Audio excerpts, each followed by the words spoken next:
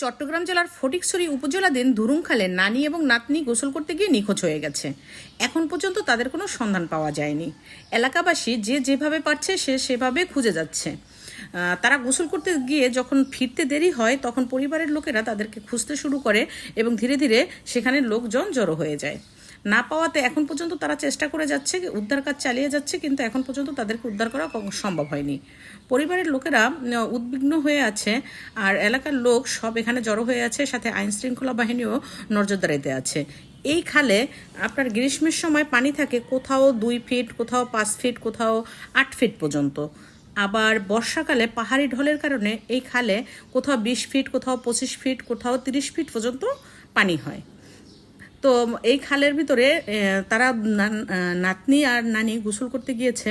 গোসল করতে গিয়ে এখন পর্যন্ত তারা ফেরেনি এবং নিখোঁজ হয়ে গেছে। পাহাড়ের ঢলে তারা কি চলে গেল কি না বা কোথায় আছে, এটা নিয়ে এলাকাবাসীর মধ্যে একটা উদ্বিগ্ন সৃষ্টি হচ্ছে। কি করে এটা হতে পারে?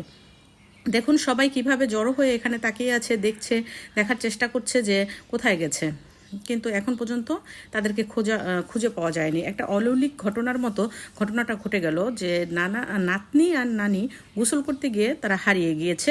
এখন পর্যন্ত তাদেরকে খুঁজে পাওয়া যাচ্ছে না।